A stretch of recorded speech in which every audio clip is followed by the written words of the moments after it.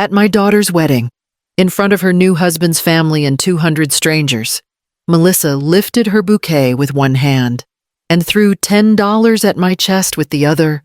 The bill fluttered down the front of my dress and landed near my feet. Someone gasped.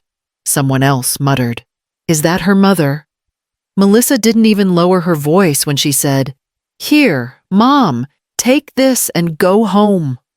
You do not belong up here with us." I felt 72 years old and painfully human in that moment, but not broken. Not anymore. I bent down slowly, letting the murmur of guests settle around me like dust. My fingers closed over the $10 bill, and when I straightened, I gave Melissa a smile I had not used in a very long time, steady, calm, and far too knowing for her comfort. "My name is Evelyn Marlowe," I said quietly, just loud enough for her to hear, "and I do not leave empty-handed." She blinked, confused, then irritated. "Mom, stop making a scene. I am not making one. I told her. You are—" I reached into my small navy handbag and pulled out the sealed envelope I had carried for 13 years. The paper had softened at the edges from being opened and checked, then closed again and hidden away. I placed it in her hand. Melissa rolled her eyes. "What is this supposed to be, your wedding gift?" I said. She tore it open with the impatience of someone who has never expected consequences. Her eyes scanned the first page, then the second. Her breath hitched. The color drained from her face so quickly that even her new mother-in-law stepped forward. Concerned, Melissa Jason asked, "What is it?" But she did not answer. Her gaze drifted past me, toward the tall arched windows of Union Station. Outside, through the glass, a black sedan had stopped at the curb. The back door opened, and Elias Rourke, director of the Cascade Haven Foundation, a man my daughter never expected to see again, stepped out and started walking toward the entrance with a steady, unhurried stride. Someone whispered, "Who is that?" I stood straighter than I had in years.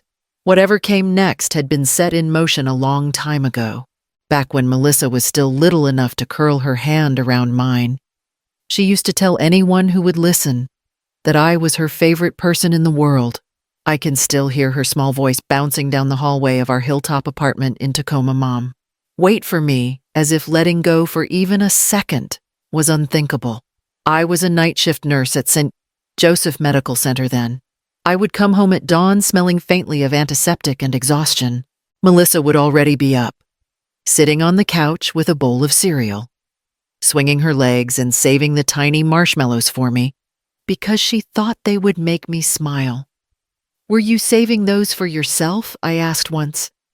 She shook her head fiercely. "No, for you. You work all night. You need them more." Those years were hard, but they were pure. We had almost nothing: a second-hand couch, a broken heater, and a little girl who believed her mother could fix anything with tape and a kiss. One afternoon, when Melissa was in 4th grade, she came home with dirt on her knees and fire in her voice. "They said you clean floors at your hospital," she told me, breathless. I told them they were stupid. I told them you work harder than their parents will ever work. My throat had tightened so fast I could barely speak. "You said that, and I said you save people," she added proudly. I remember kneeling in front of her, brushing dust off her jeans, thinking she might always see me this way. I held on to that hope longer than I should have. The change began in college. New friends, new clothes, new ways of talking. I visited her campus in Seattle once, bringing homemade stew in a warm container. Her roommate eyed it with a polite smile. Melissa's face reddened. "Mom, you did not have to bring that," she whispered. That I repeated gently. She looked at the floor. "It smells strong. People eat differently here." Later that night, she introduced me to 2 classmates. One of them asked where I lived. When I said Tacoma's hilltop neighborhood, Melissa cut in quickly, saying, "She is moving soon," a lie she offered like a shield. I watched it happen quietly, the slow tightening in her posture whenever I spoke, the careful distance she placed between my life and hers. Somewhere along the way, the daughter who once defended me decided I was something she needed to hide. Melissa brought the documents to my kitchen table on a rainy Saturday, the pages clipped neatly, her tone bright in a way that always meant she wanted something. "Mom, these are just routine forms," she said. "Tax alignment, future medical safety. Basic stuff every family does. It will make things easier later." I wiped my hands on a dish towel. Easier how she slid a pen toward me. "Just trust me." I did. I always had. I signed each page without understanding a single sentence. Melissa tapped the stack as if sealing a deal. "Perfect. You will thank me someday." A part of me felt uneasy, but the thought of accusing my own daughter of dishonesty felt impossible. She hugged me on her way out. The kind of hug that lasted 1 second too short. The first warning came the day I met Jason's parents. They lived in a glass and marble home outside Seattle. The kind of place where you walked softly because everything looked expensive. When Melissa introduced me, Jason's mother gave me a tight smile. "You drove from Tacoma?" she asked. "Yes, it is only 40 minutes. She hummed as if Tacoma were a stain on a map instead of a city where I had built a life. Melissa noticed my expression and whispered sharply, "Mom, do not make it awkward." Later, when I invited Melissa to bring Jason over for dinner, she hesitated. "Your house is small," she said, "and the furniture is older. Maybe we should just meet somewhere else." She tried to soften it with a laugh, but it cut straight through me. I told her I would make whatever she wanted, but she shook her head. "Mom, please. Jason's friends hang out at nicer places. It is just easier if we meet them without you." I felt a tug in my chest that had nothing to do with age. In the months that followed, Melissa stopped introducing me to coworkers when I visited her office.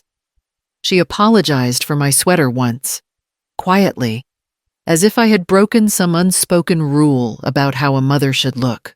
"You do not have to dress up," she whispered, "but maybe something less. Plain next time?" I nodded, though I had worn the same sweater for years without shame. It was not the fabric that embarrassed her, it was me. The shift was subtle at first, but unmistakable. The daughter who once carried my name proudly now held it at arm's length, as if it could contaminate the version of herself she wanted the world to see. I woke thirsty that winter night, the kind of dry throat hunger that drags you out of bed without asking. The apartment was quiet, except for the faint hum of the heater struggling against the cold.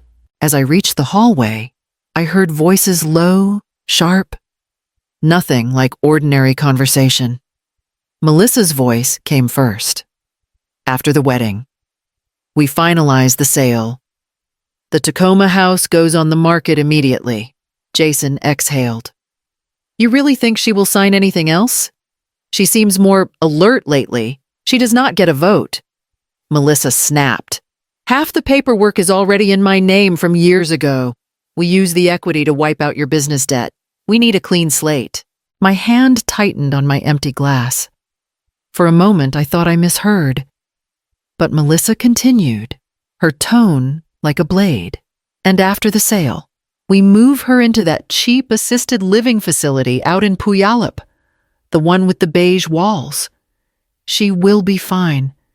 It is not like she needs luxury." Jason hesitated. "Melissa, she is your mother, and she is dead weight." Melissa whispered harshly. "She has had her life. She does not get to drag ours down." My fingers loosened without warning. The glass slipped and shattered against the hardwood floor, exploding into tiny bright shards. The voices stopped. "Did you hear that Jason said—" Footsteps moved toward the doorway.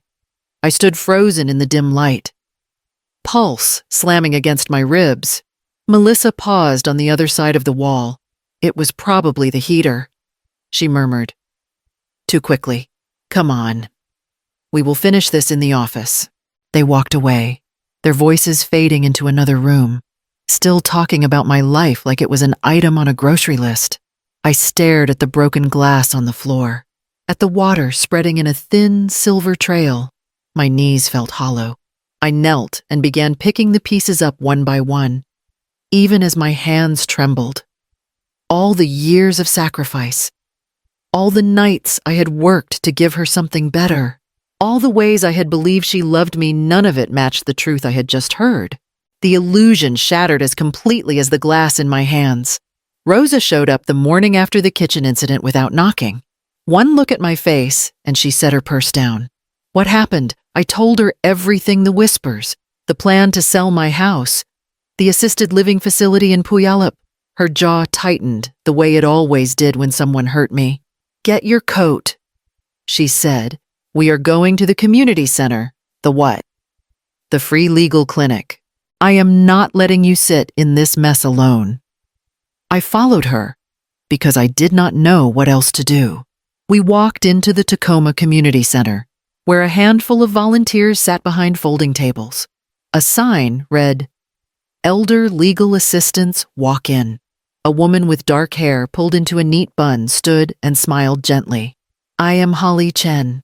How can I help? Rosa nudged me forward. Show her the papers. My hands trembled as I placed the stack on the table. Holly scanned the pages silently, flipping back and forth, her eyes sharpening. Did you understand what you were signing at the time, she asked? No, I admitted. My daughter said it was routine. For taxes and medical emergencies. Holly inhaled slowly. These documents transferred partial title of your house into your daughter's name. And this one granted her full power to act financially on your behalf. I felt my stomach twist. She said it would make things easier. For her, Holly replied, voice steady. Not for you. Rosa crossed her arms. So what do we do now? Holly pulled 2 fresh forms from her folder.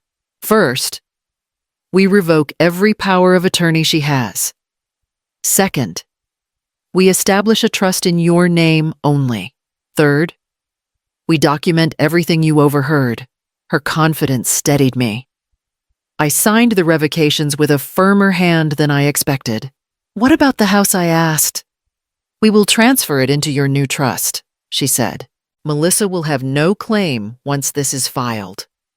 And if she tries to force a sale, she will be the one facing consequences. A small breath escaped me, half relief, half grief. Holly leaned forward. You will need proof of what she has been doing. Quietly gather everything. Bank statements, emails, the original forms she made you sign. Bring it all to me. I nodded. I can do that. Rosa squeezed my shoulder. You are not doing it alone. For the first time in months, I felt something begin to shift inside me. Not rage, not fear, but a slow, steady reclaiming of who I used to be. 2 weeks before the wedding, Melissa called me with a list disguised as kindness. Mom, the seating chart is tight. I put you at a table near the back, close to the restroom. But it is easier that way. Easier for who I asked. For everyone, she said quickly. And please do not bring Rosa. We barely have room for family. Rosa is family, I said softly. Melissa sighed. The kind that means she is done pretending. Mom, no, not this time. The next day, another message came, and wear something dark. She added, black or navy, something simple. You do not want to stand out in pictures. I held the phone a long time after the call ended, letting her words settle like dust on old furniture. I had never tried to stand out a day in my life. On the morning of her final dress fitting, she let me come along. It felt like a small offering until I realized she only needed an extra pair of hands to zip the lace up her back. Let me take a photo, I said quietly, lifting my phone. She spun so fast the skirt flared. Mom! No. You will post something weird. And Jason's family will see it. Put the phone away." I lowered it without a word. When I stepped into the hallway, my phone buzzed again, an email notification. The name on the screen made my breath catch. Elias Rourke. The message was brief. "Evelyn, the house transfer into your trust is officially complete. All paperwork is secured. If you still want me there on the wedding day, say the word." I stared at the screen, my pulse steadying. The decision had been made the moment I overheard her in the kitchen, but seeing it confirmed laid a new kind of strength in my spine. I typed back one sentence. "Be there." Melissa emerged from the dressing room, smiling at the mirror and not at me. She had no idea what was already in motion. No idea how small each cruelty had made her look. No idea how close her perfect world was to cracking. I followed her out of the boutique, carrying the train of her gown like a dutiful mother, and waited for the day she would learn exactly who she had underestimated. The moment the $10 bill hit my chest, a soft hush rolled through the reception hall.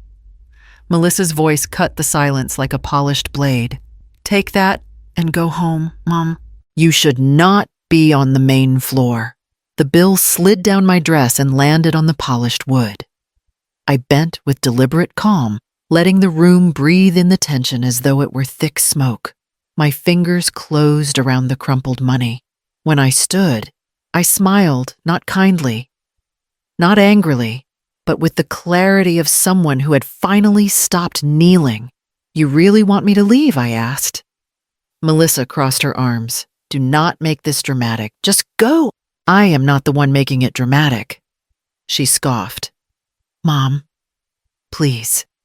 Jason's family is watching. I know." I opened my small handbag and pulled out the sealed envelope I had carried for 13 years. The edges were soft, the paper slightly worn from all the times I had held it, wondering when the right moment would come. "Before I go," I said, "this is for you." Melissa frowned. "What now?" She tore the seal with a sharp flick of her wrist. Her eyes hit the first page, then the second. Her face started to change, first tight, then confused, then something colder. "What is this?" she whispered. "Copies of the new trust," I replied. "Your name is no longer on anything of mine." Her breath hitched. I continued. "You will also find the revocation of every power of attorney you once held, and the bank record showing the loan you opened using my name." She looked up sharply. You were not supposed to see that." "And at the very back," I said, "a letter I wrote 13 years ago. The day I realized what direction you were headed." Her hands trembled so violently the pages rattled. Then her eyes drifted past me, toward the tall arched windows. A black sedan had just pulled up to the curb. Elias Rourke stepped out first. Holly Chen followed, carrying a slim leather folder.